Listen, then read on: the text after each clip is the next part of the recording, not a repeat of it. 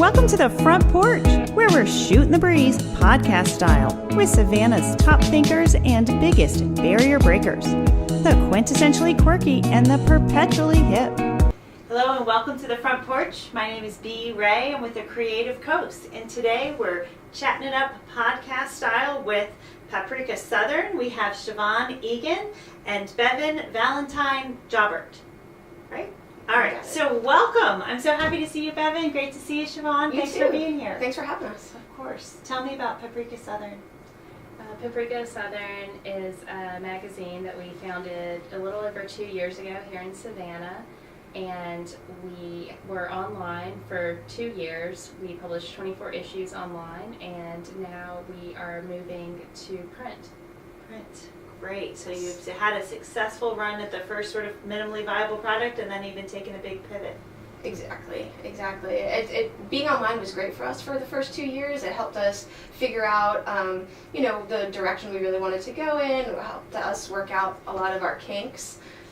Figure out what worked, what didn't, what was, best for us. And so it was a really great platform for us for the first 2 years. And now we feel like we're ready to move into the print world. Paprike Southern. Talk to me about the name. Well, we get asked a lot if we're a food magazine, and we're not. We're an art and style magazine. But we loved the word paprika, and we kind of came upon it because one day when we started the magazine, we were brainstorming and trying to think of words that could encompass what we wanted to do, which was a women's magazine that would focus on the South.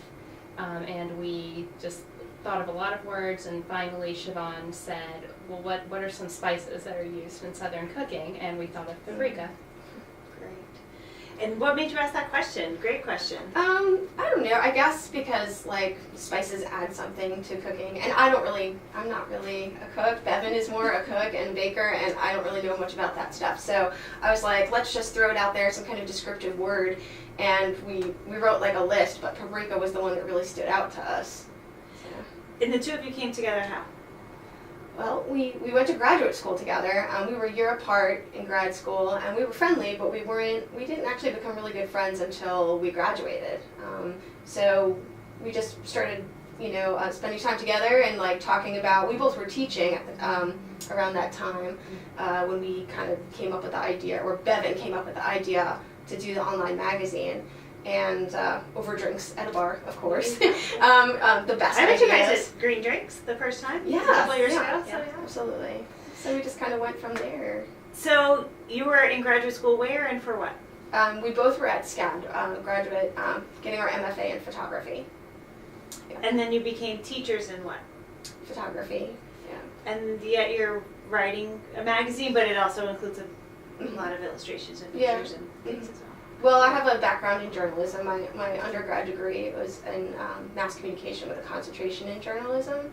So I worked for a newspaper for 4 years in New York, and then right before I moved here to go to grad school. So I had a little bit of a background in journalism, as does my husband's in journalism too. So it made sense for me. It was kind of this is bringing together both my worlds, my photography and writing and everything, into this perfect little package. It's like playing all day. Yeah, exactly. So what about the endeavor, starting Paprike Southern, has surprised you most? That's a great question. Oh, so many things. I guess, we started online because, blogs are so popular, and there was this new software that we used, Issue. It was somewhat new at the time. And so we thought, online, all these magazines are folding, online's the way to go. And then everyone started saying, well, where can I get this? They wanted a print. That really did surprise us, because we're well, you can get it online, you can get it anywhere, it's online.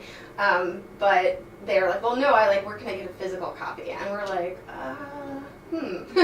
And so that really got us thinking, maybe we're going in the wrong direction here, maybe we need to go back the other way.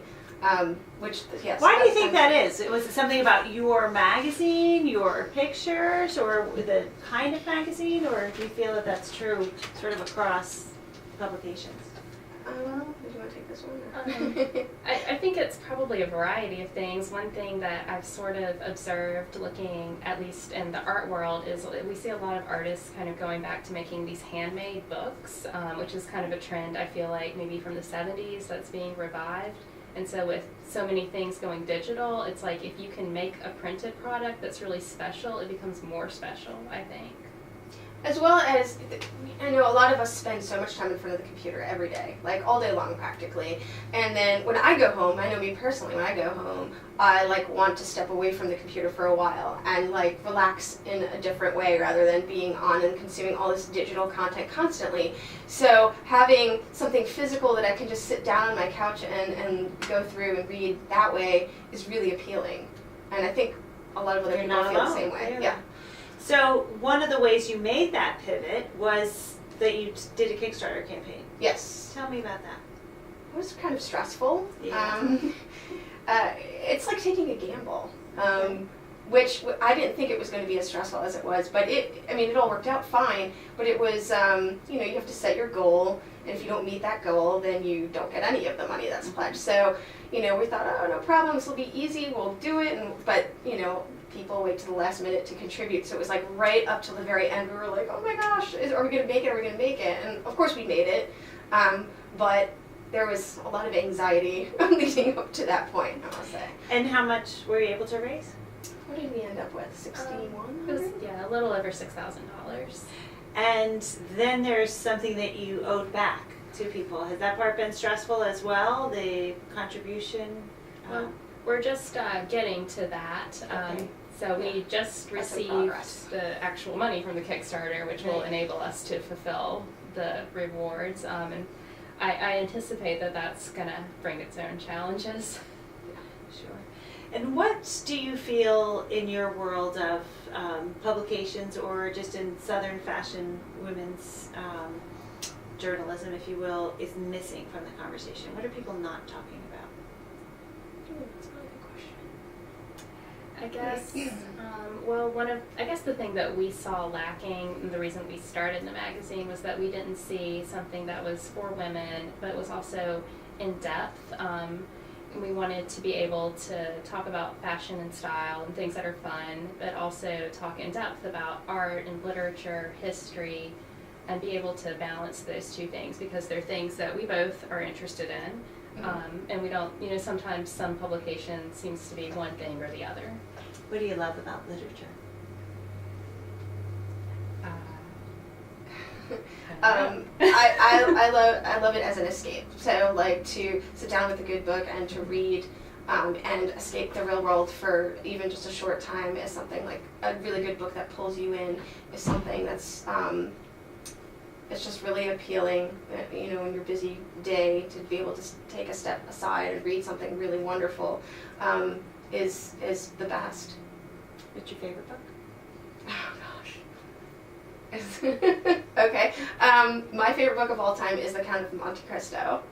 How come? Just because it's so multi-layered, there's so many characters. I've read it like 3 times. I read it in high school for the first time.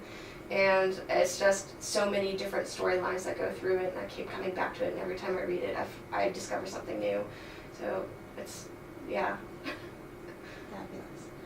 Well, Bevan, Siobhan, Paprika Southern, it's just amazing to see all that you're doing and how you're growing, and thank you for being part of what makes the Creative Coast and our region awesome. All right, thank you so much. Thank you. Great.